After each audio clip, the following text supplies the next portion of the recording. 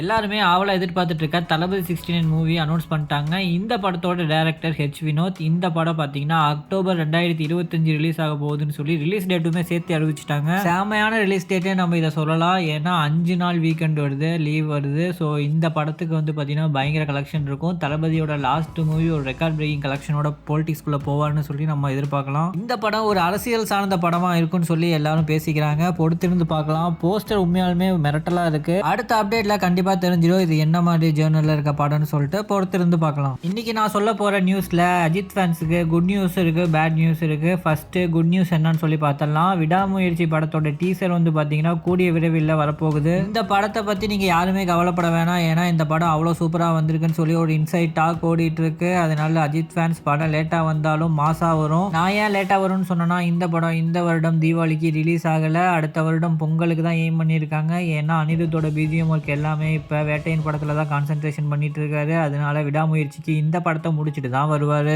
அஜித் படம் எப்போ வந்தாலுமே தீபாவளி தான், கவலைப்படாதீங்க அஜித் ஃபேன்ஸ். அடுத்த வருஷம் உங்களுக்கு டபுள் ட்ரீட் இருக்கு. விடாமுயற்சி அண்ட் குட் பேட் அக்லி. அது மட்டும் இல்லாம இன்னொரு படத்தோட அனௌன்ஸ்மெண்ட் வரப்போகுது. நீங்க பொறுத்ததுக்கு எல்லாமே அடுத்த வருஷம் பெரிய பலன் இருக்கு.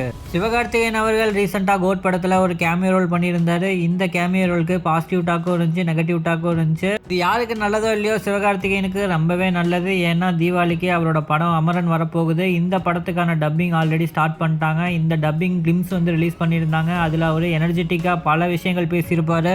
இந்த படம் சிவகார்த்திகேயன் கேரியர்லேயே பார்த்தீங்கன்னா பெரிய ஒரு பட்ஜெட் படம். அதே மாதிரி கலெக்ஷனும் இந்த படத்துக்கு பெருசாக வரும். ஏன்னா இந்த படம் ஒரு ரியல் ஸ்டோரி. இந்த படத்துக்கான ரீச் வந்து பார்த்தீங்கன்னா பேன் இந்தியா லெவலில் கண்டிப்பாக இருக்கும். இந்த படம் கண்டிப்பாக சிவகார்த்திகேயனை அடுத்த லெவலுக்கு கொண்டு போகும். லெஜண்ட் அவர்களோட அடுத்த படம் சீக்கிரமே ஸ்டார்ட் ஆக போகுது. இந்த படத்துக்கான செட்டு தூத்துக்குடியில் போட்டிருக்காங்க. ஒரு ஹார்பர் பேக்ட்ராப்ல இந்த படத்தில் ஹீரோயின் பார்த்தீங்கன்னா பாயல் ராஜ்புட் நடிக்கிறாங்க. ஆண்ட்ரியான் ஷாம் பார்த்தீங்கன்னா இம்பார்ட்டன்ட் ரோல்ஸ் பண்ணுறாங்க.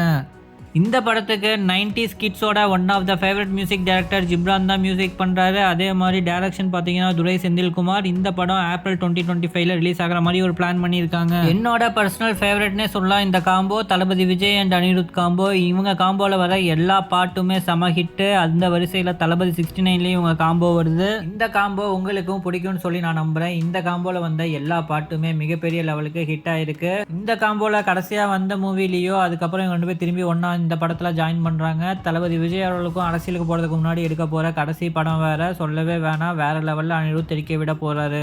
தேங்க்யூ ஸோ மச் ஃபார் வாட்சிங். இன்னும் நிறைய இன்ட்ரெஸ்டிங் நியூஸோட நாளைக்கு உங்களை சந்திக்கிறேன்.